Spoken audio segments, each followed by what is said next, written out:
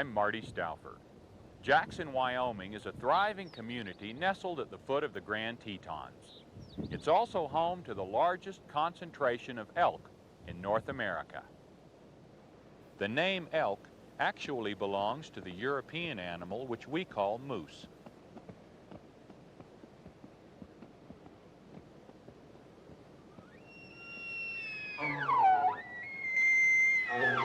Whatever you call them, elk are magnificent.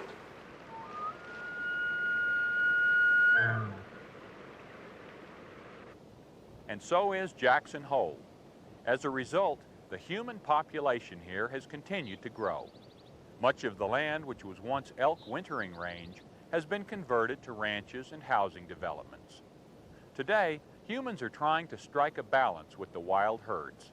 Let's take a look at the sometimes controversial situation in the Valley of the Elk.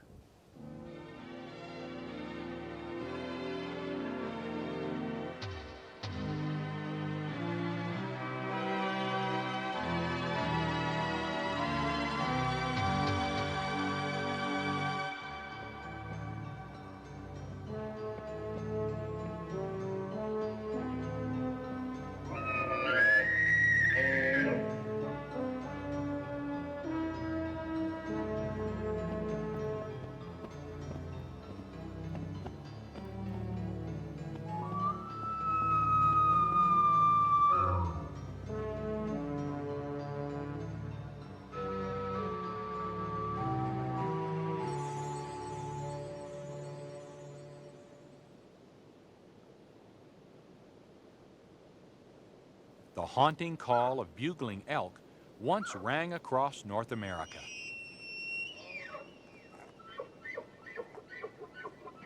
They were the most widely distributed member of the deer family, about 10 million strong in the 1700s. As civilization spread westward, the great herds were exterminated. By the 1900s, 99% had vanished.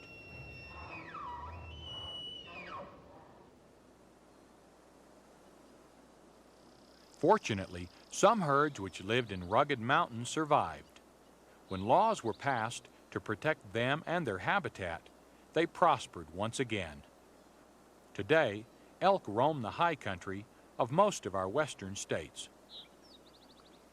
Our story is centered around the Jackson Hole herd, which summers in Grand Teton and Yellowstone National Parks and in surrounding national forest and wilderness areas.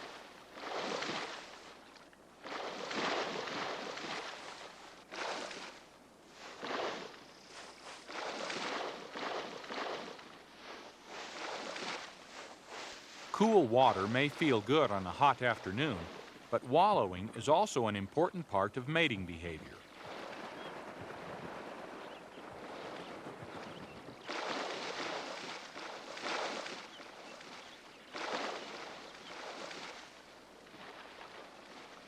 Apparently, the coating of mud and urine makes the bull more attractive to the cows. The scent, combined with the size of his antlers, signal his age and fitness to cows and to competing bulls.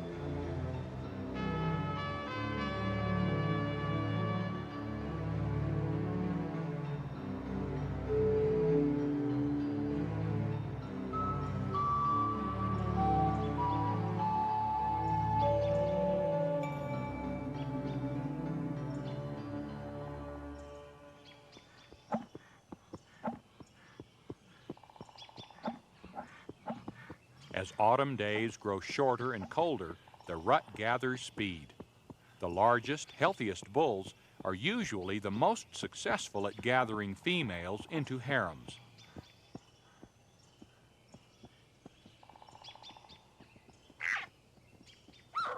Young bulls remain on the outskirts and will steal cows when given the opportunity. There is growing concern that hunting is reducing the number of large bulls in some areas, leaving only immature animals for mating. Given the choice, receptive cows will reject smaller bulls and actually initiate mating with a larger bull.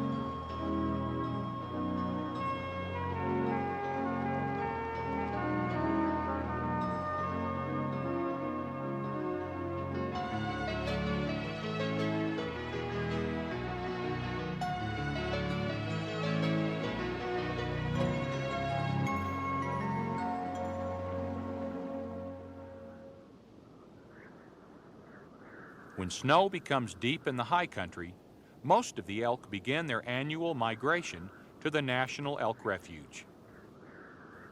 As settlers moved into Jackson Hole, elk lost much of their former winter range. They were forced to raid the ranchers' haystacks or die. As it turned out, they did plenty of both. Ranchers were invaded by thousands of starving elk. Publicity of the disaster led to the creation of the refuge. Some of Jackson's early residents had predicted that without the refuge, the entire valley would be settled. They were right. Today, a wire fence is all that separates the growing community from the great herds.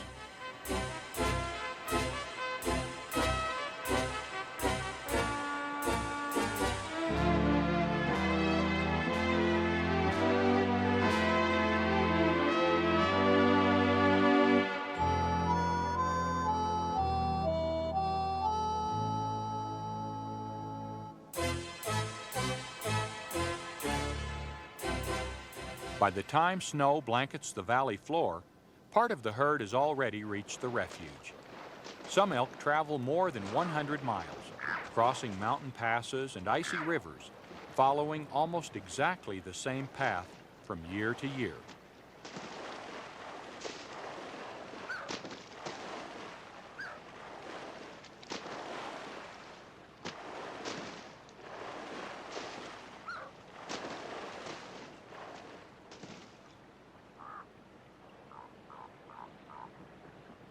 These elk have not only survived the migration, but have escaped waiting hunters as well.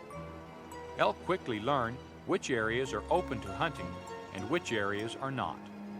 Once past the hunters, they relax and go about the business of uncovering their food.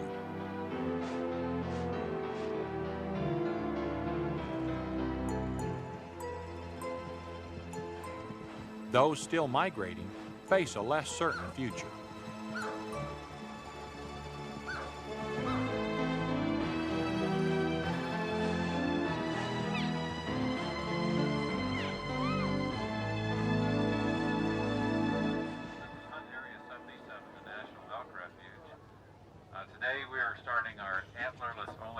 Elk hunting permits are distributed by lottery for the National Elk Refuge, as well as Grand Teton National Park. Our goal is to take about 400 elk on the National Elk Refuge this fall. In order to do that, the best way to take elk is to take antlerless only, because you're getting two, a cow and a calf. So that helps bring down the overall herd numbers, and that's what we're trying to do in the management goals for the refuge through the Game and Fish Department. Okay, everyone should be holding a ticket for the drawing. Drawings are held weekly for 2 months. There are always at least several hopeful hunters for each available permit.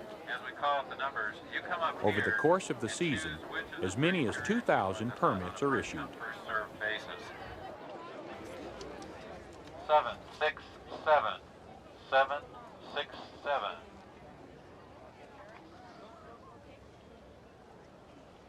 4, 7, 3. 4, 7, 3. 4, The 7, lucky 3. winners pay a regular license fee. And naturally, as with all hunting licenses, the money goes to work for further management. Which day, sir? Hunt areas and even hunting times are strictly regulated and controlled. Most of our national parks do not allow sport hunting. Grand Teton is an exception.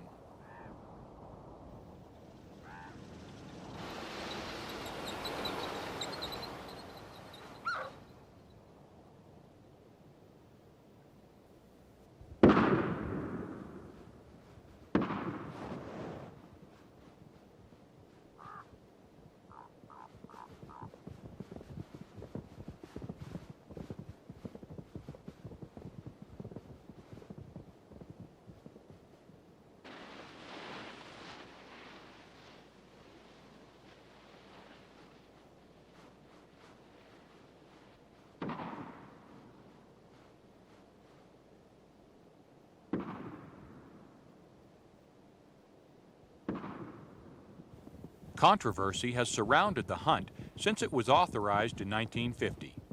Each year, an average of 600 elk are killed within the park.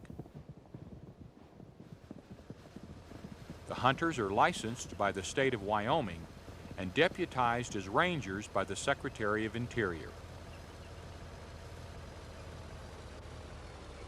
Critics feel the hunt is unfair, unsportsmanlike, and unnecessary. Wildlife managers contend that without hunting, the herd would quickly overpopulate, leading to range damage, disease, and starvation. It's a complex issue with no apparent solution.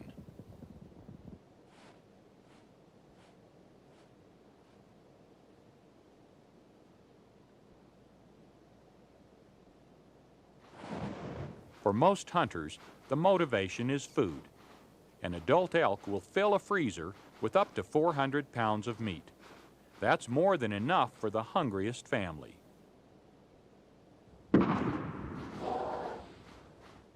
Even so, death is never pretty, especially when the animal in the crosshairs is as beautiful as an elk. Much of the opposition to the hunt is actually based on this emotion.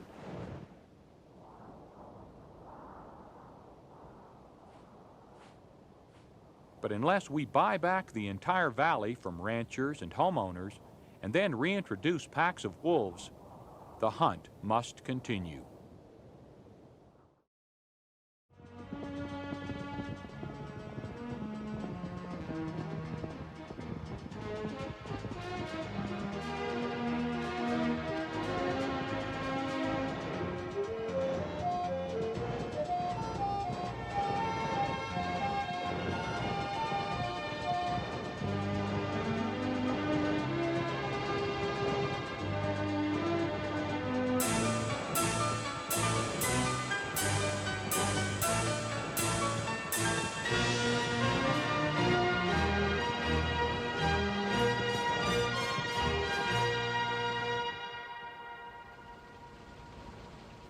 Each year, the herd increases by about 20%, so hunting must remove 20% to keep the herd size stable.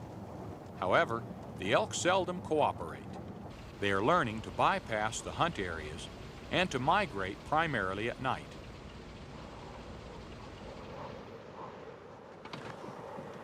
Howdy. Howdy.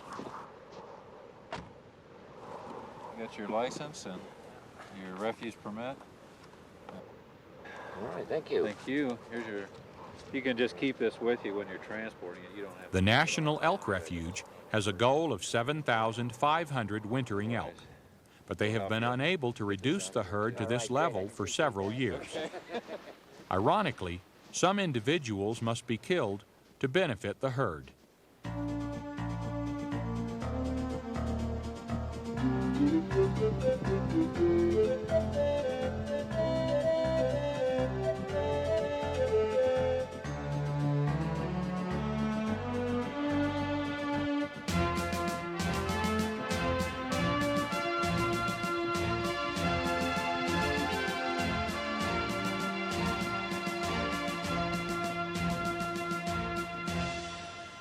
majority of the elk find their way to the refuge, but invariably, some are attracted to ranchers' haystacks. Housing developments, fences, and roads contribute to the problem by blocking historic migration routes. More than half of the herd's former winter range is no longer available. Most ranchers are understanding and don't mind forking off a little extra hay. But hay is expensive and in some years in limited supply.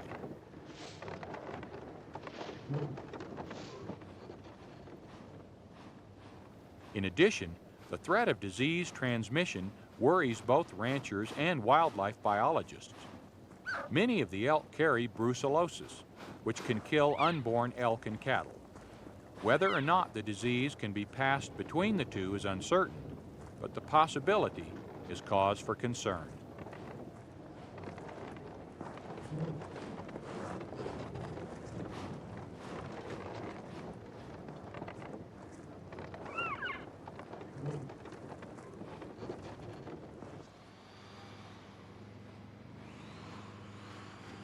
Each year, the problem grows as more and more people move into the valley. Fortunately, almost all of the elk find their way to the National Elk Refuge, where they're welcome.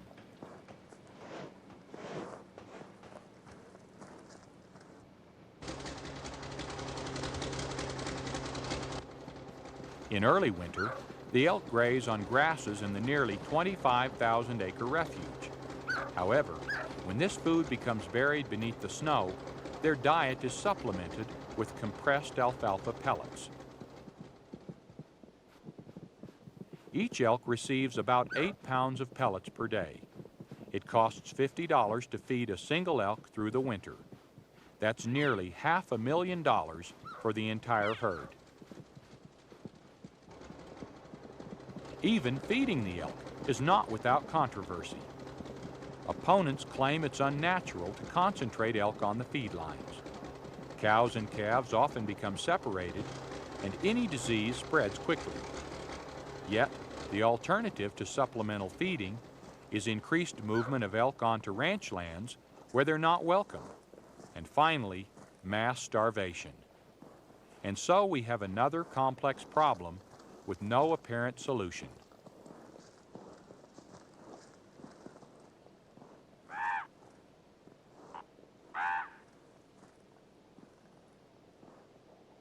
Up to 100 coyotes also live on the refuge, and they survive the winter as scavengers.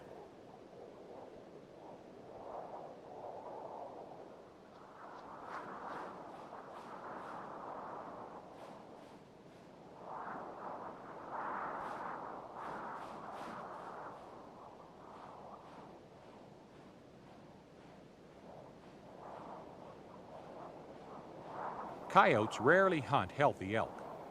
This calf has become separated from the herd, yet it's strong enough to fend off the attack.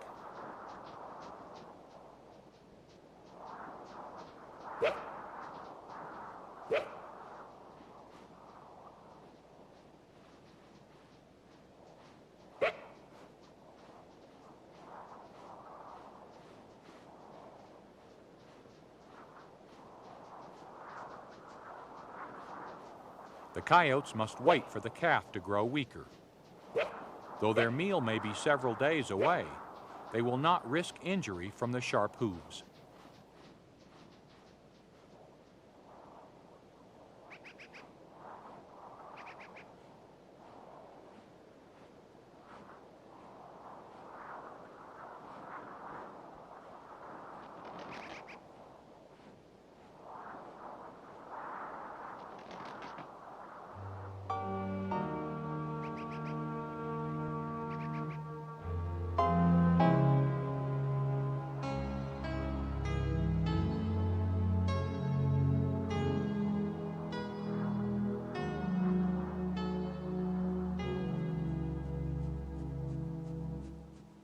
Before humans settled in Jackson Hole, winter weather and predators kept elk numbers in check.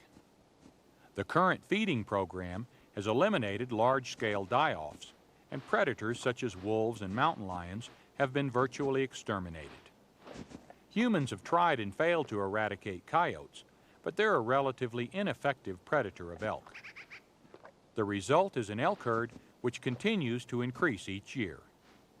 We've upset the natural balance and have left ourselves with little choice but to control the herds by hunting. It seems the more we disrupt natural processes, the more we must intervene to compensate.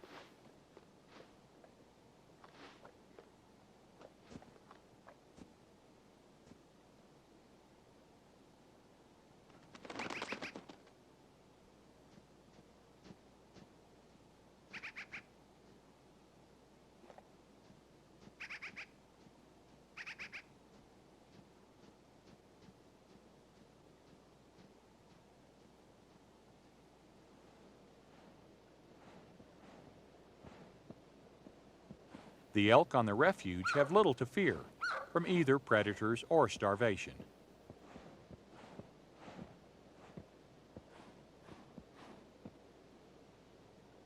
These playful young bulls have wintered well on the abundant grasses and supplemental feed.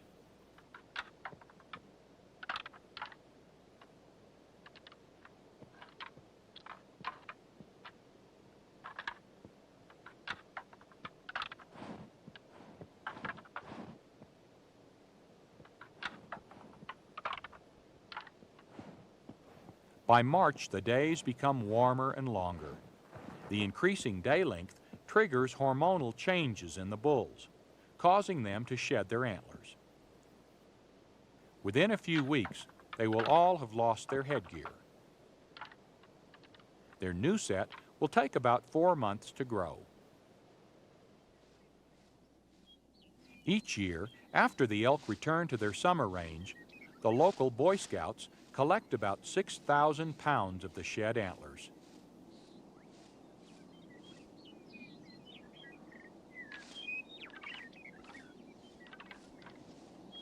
Hey guys, look at this. Wow, those are nice ones. We better be getting back. The annual auction is held on the square in downtown Jackson. What I'm 9, give me 9, make it 9, go 9, not 10, give me 10, make it 10, now 11, make it 11, give me 11, not 12, give me 12, give me 12, give me 12, give me 12, give me 12, give me 12, I've got 11 back there, I'll keep you in, I got 11, how about 11 and a half? Will it be 11 and a half? I got 11 and a half, make 11 and a half, make 11 and a half, make 11 and a half, make 11 and a half, and not 12. Will it be 12, will it be 12, will it get 12, I'll get 12, not 12 and a half. Will it be 12 and a half, will it make it a half, give 12 and a half, make it 12 and a half, 12 and a half, and not 13, no, 13, not 13 and a half, and not 14. Will it be 14, then make it 14, leave me 14, you're out, so will it be 14, you go 14, now 14 and a half. Will it be 14 and a half, make it a half, give me 14 and a half, go 14 and a half, and not 15, leave go 15, leave go 15, leave go 15, not 15 and a half.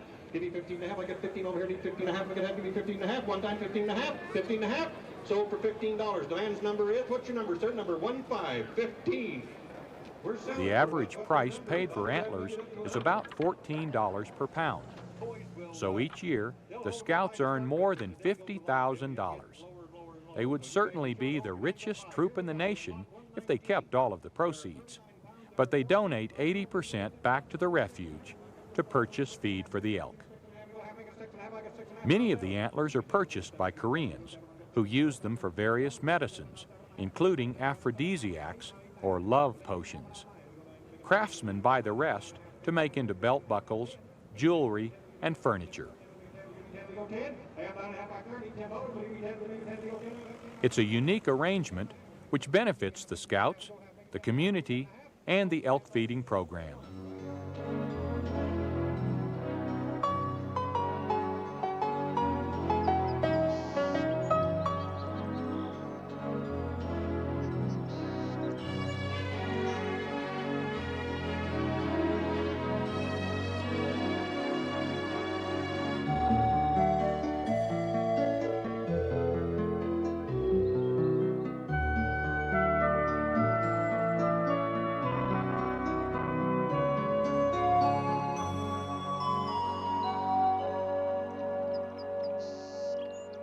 Despite the minor problems and controversies, the Jackson Hole elk herd is doing great. In fact, the most troubling problem is that there are often too many elk. If only we had this luxury with all species of wildlife.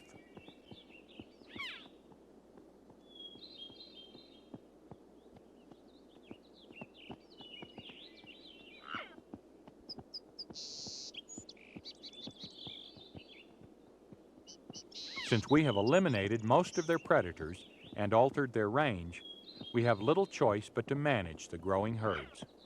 Yet it seems the more we manage, the less wild our wildlife becomes.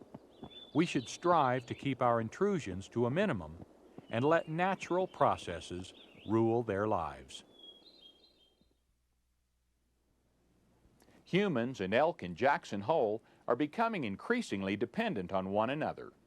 The elk depend on people to feed them during the winter, and people depend on elk to bring money into the economy. Unfortunately, wildlife continues to lose ground as more and more development moves into this beautiful valley. Hopefully, enough wilderness will be preserved to ensure that Jackson Hole will always be the Valley of the Elk. I'm Marty Stauffer. Until next time, enjoy our wild America.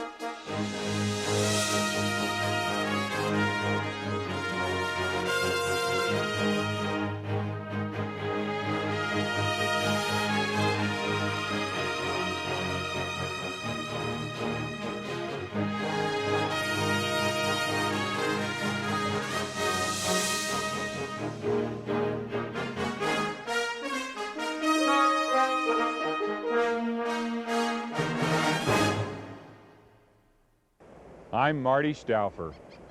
Antlers are the peculiar property of the deer family.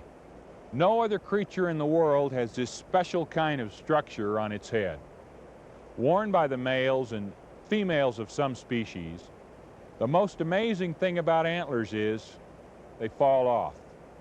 They shed them in winter every year and grow new ones in time for the next autumn mating season. That's an amazing amount of growth. Mother Nature has graced few of her children with the stateliest symbol of beauty and strength as this antlered crown. It's only one of their adaptations. Since they first crossed the Bering Sea land bridge to arrive in America from Asia 3 million years ago, the deer family has been adapting to a wide variety of habitats, from Alaska all the way down to Florida. That's why there's so many different kinds of them. The family of deer, elk, moose, and caribou have only a few members which are endangered. Instead, we find our most commonly sighted and some of our most popular large animals within this antlered kingdom.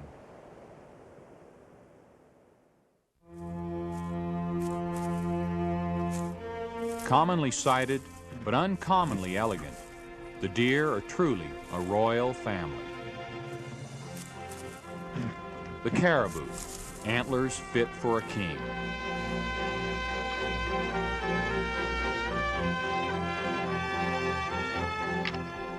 The elk, proud monarch. The whitetail, solid citizen. The moose, definitely no Prince Charming.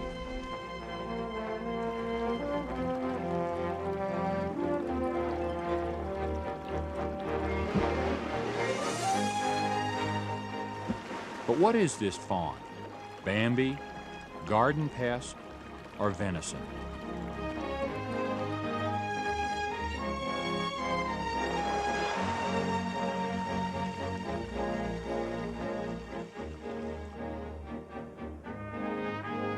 Deer have captured our imaginations and have found their way into our literature and legends.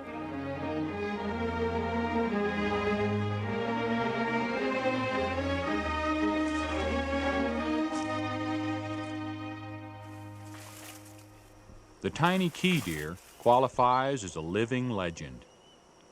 They were nearly extinct several decades ago, their numbers down to an all-time low of 30.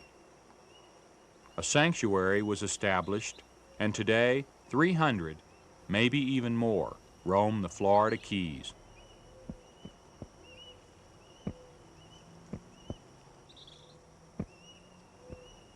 Why are the deer so small? That question has been asked since they were first discovered by explorers in the 15th century.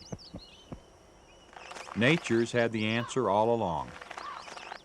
Instead of having the species disappear forever, she made them smaller so they would not overburden their fragile environment. Yet man continues to overburden their island habitat with his own demands. The key deer is the smallest subspecies of this, the white-tailed deer. It lives in every state. One of the most successful survivors of all times, the whitetail is America's official antlered animal.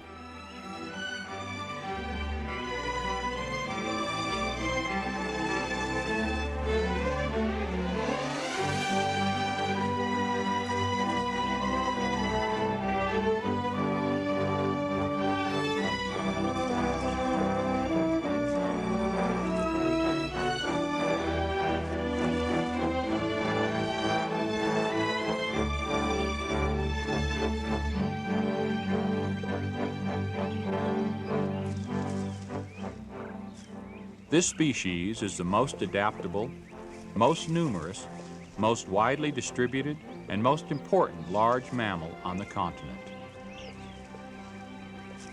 I'm always inspired by the sight of a tender newborn fawn or a graceful bounding doe.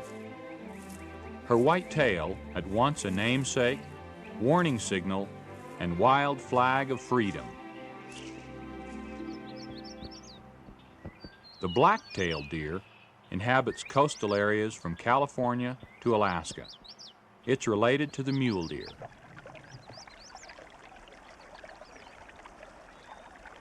A larger animal than the whitetail, the mule deer's racks are also larger, and they have a different shape. Instead of having one main beam with tines, each antler splits into two main beams, and each beam then forks into tines.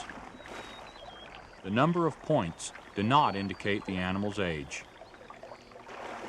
Obviously, oversized ears gave the deer its name, but there's no evidence that they help it to hear any better than its smaller-eared cousins. Still, the mule deer's hearing is keen and is second only to its sense of smell.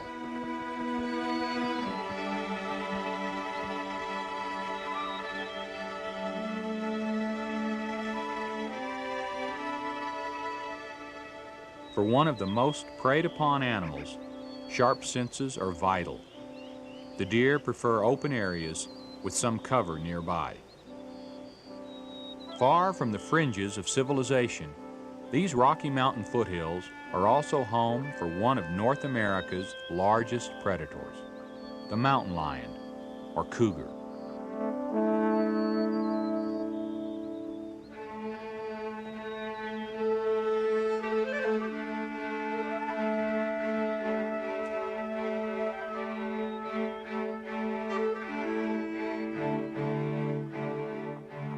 These cats regularly hunt mule deer, stalking, then ambushing their prey.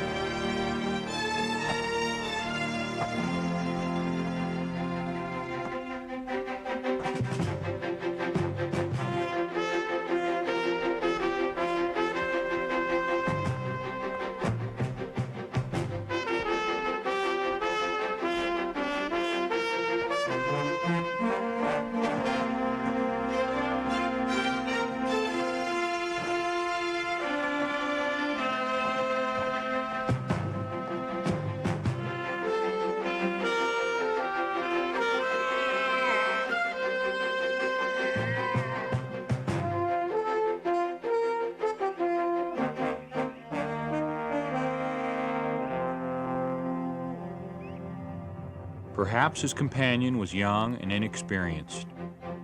Her individual death contributes to the health of her species.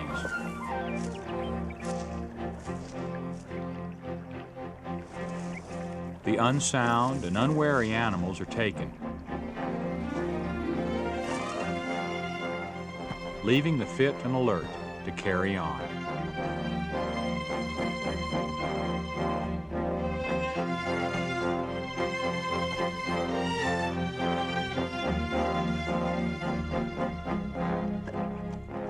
Both cougar and man help the deer population. The cougar weeds out the weak. Man protects their habitat.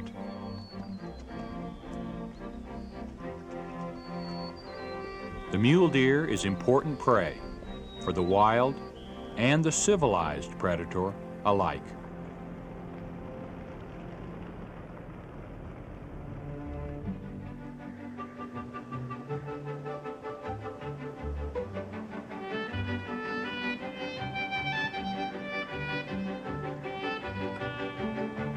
Dance now. Be glad for this place. Your ancestors once reigned over all of our great land, from sea level to timberline.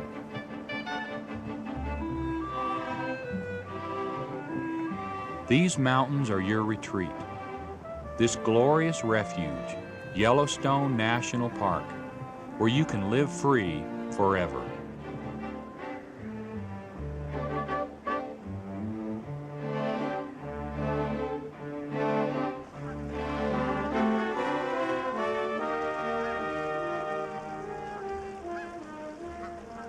Spring brings new life to Canada geese and to Rocky Mountain elk.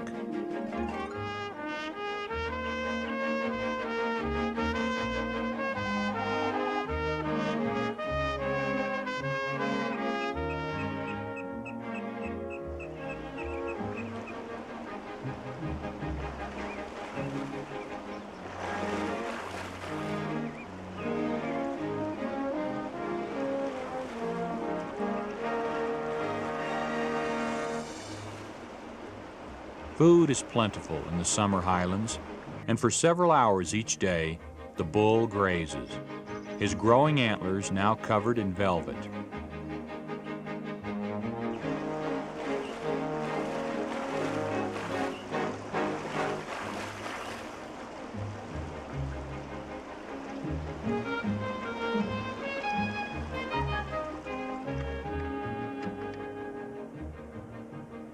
The bull elk's antlers develop faster and earlier than any other in the deer family. By autumn, the velvet has peeled away from the hardened bone. Now that the grasses have dried, the bulls put on fat for the approaching rutting season.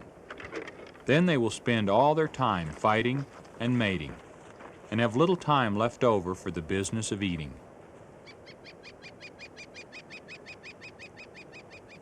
The largest racks crown the best food gatherers.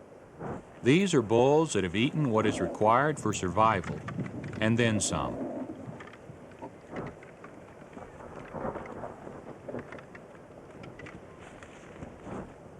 Energy spared from their pure body needs goes into luxury items, like enormous headgear. Antlers are a status symbol, and the cost of a huge rack is a shortened lifespan, because a big bull seldom rests.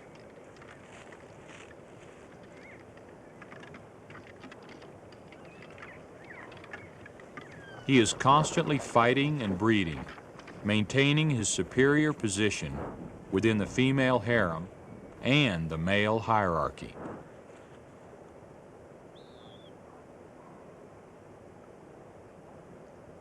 Although he may die at a younger age than the smaller, less active bulls, by doing the most breeding, he leaves behind a long-lasting and powerful legacy. In February or March, the battle-weary bulls will drop the antlers they have spent so much time and energy growing. In the natural world, the shedding of their antlers would seem like an incredible waste. But some biologists theorize that it has a purpose. The bulls, weakened by weeks of fighting, cannot be easily spotted by predators. Without antlers, they blend into the crowd, looking just like females.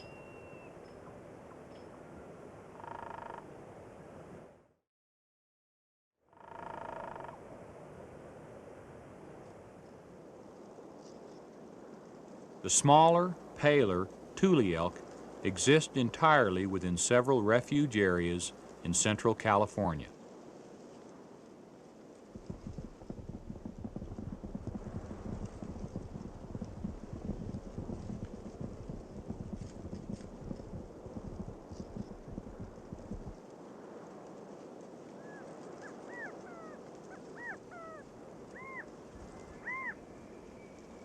Like their larger, more numerous relatives, the Tule also graze and move as a herd for protection from predators. As the largest antlered animal in the world and the tallest mammal in the Americas, the moose deserves a prize. His looks, however, are enough to disqualify him from any animal beauty contest.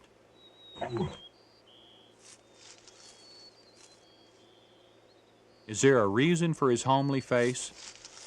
His overhanging upper lip does help him to grasp food, but no one can figure out the reason for his beard.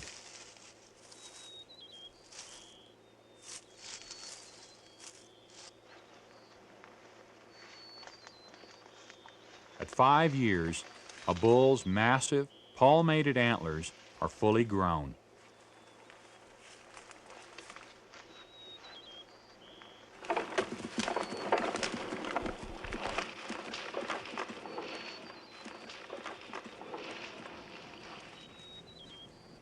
The winner does not collect a harem.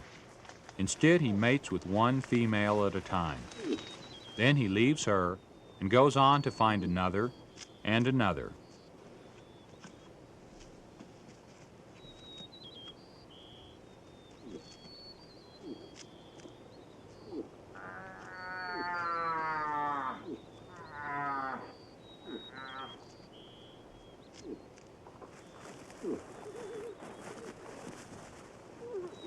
The secret to success lies in sniffing out which female is ready to breed and when.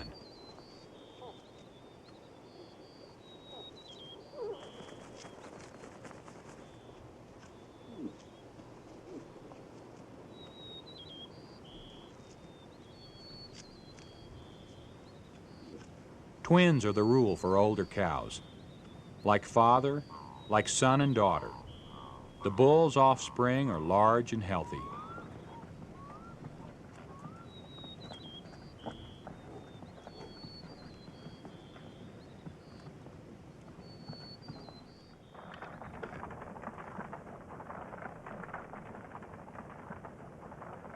This is the most endangered large mammal now living in the United States, the woodland caribou. Although I filmed these in Canada, where their numbers are stronger, the same species now battles to survive within our own borders.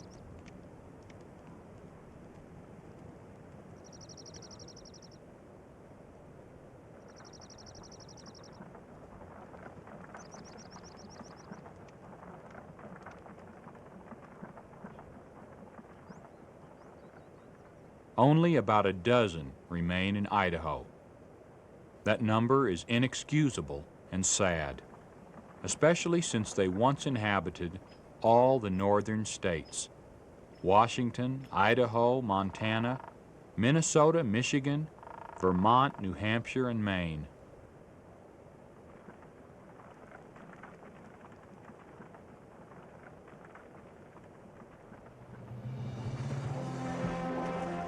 The most nomadic of the antlered kingdom, the Barren-ground caribou, roams the tundra of Alaska and western Canada. Every spring, the herds travel north to their traditional calving grounds.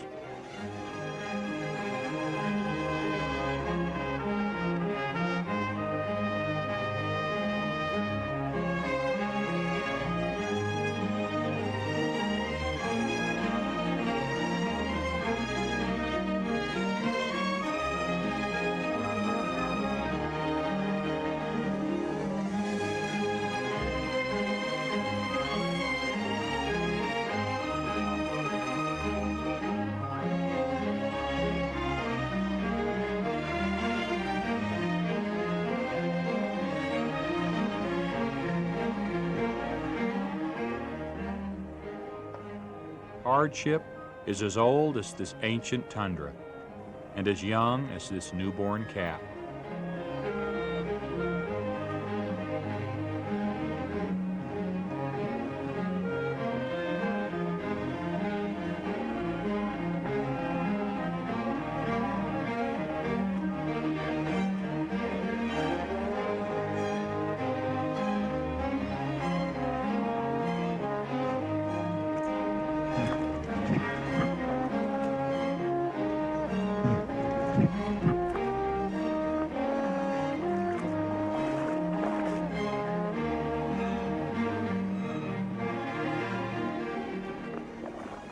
Only minutes old, already discovering the secret of Arctic survival.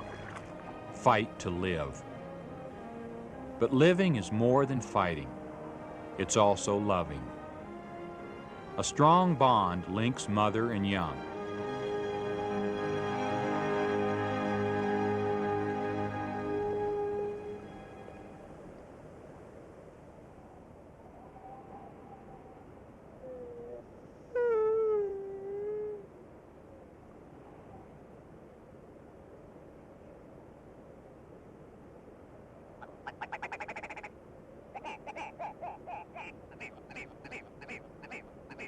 Wolves continually follow the caribou herds. For a flock of ptarmigan, escape is only a wing beat away.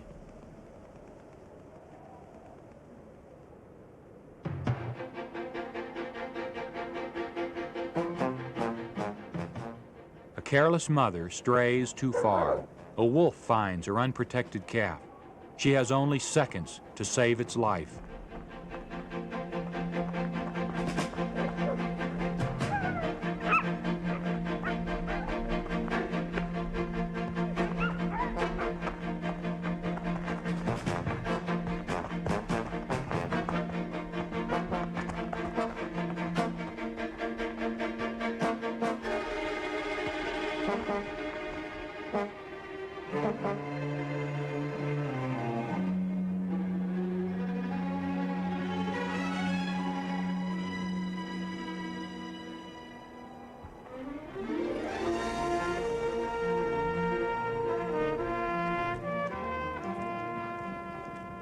Born within days of each other, caribou calves greatly outnumber their predators.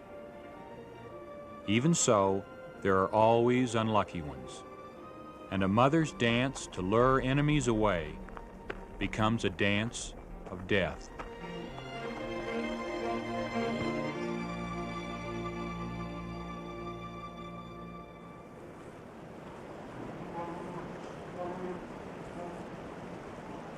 A female grizzly and her cub in caribou country.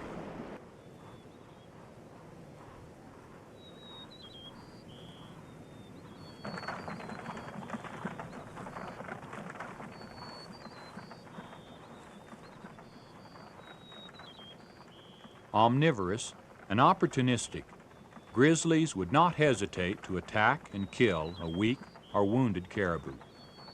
A herd of healthy ones, however, is no match for the bears.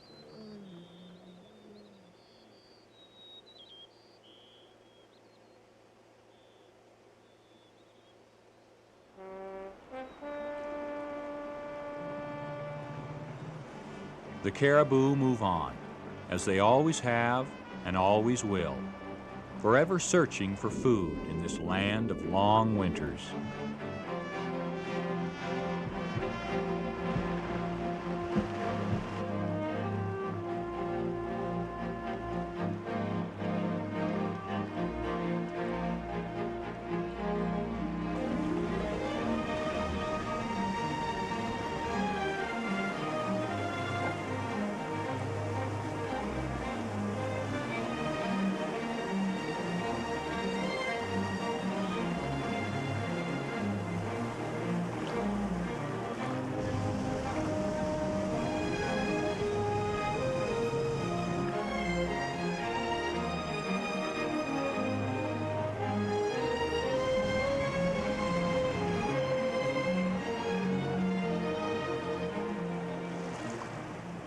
They stop for nothing, neither great distance nor great danger.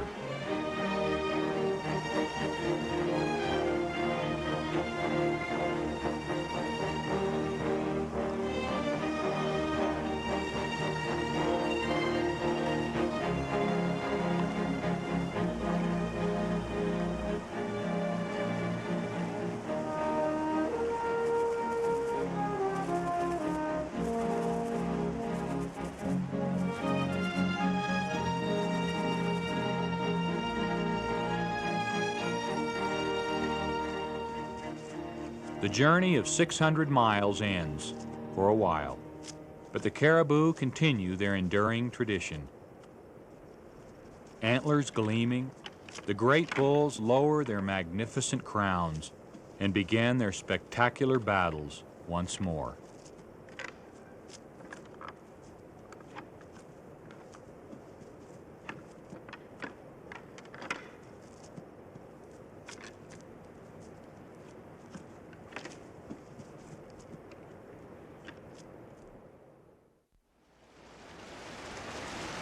A set of antlers can be a deadly weapon in a sparring match between males. But it's this kind of natural selection which allows these antlered populations to survive and even prosper in the face of human expansion. The antlers which crown the caribou, moose, elk, and deer are beautiful. Unfortunately, beauty alone cannot guarantee their survival. Some animal families are fortunate to have adaptations which both decorate and defend, which are both elegant and efficient. Few creatures have a more close association of lovely form and basic function as have those in the antlered kingdom. I'm Marty Stauffer. Until next time, enjoy our wild America.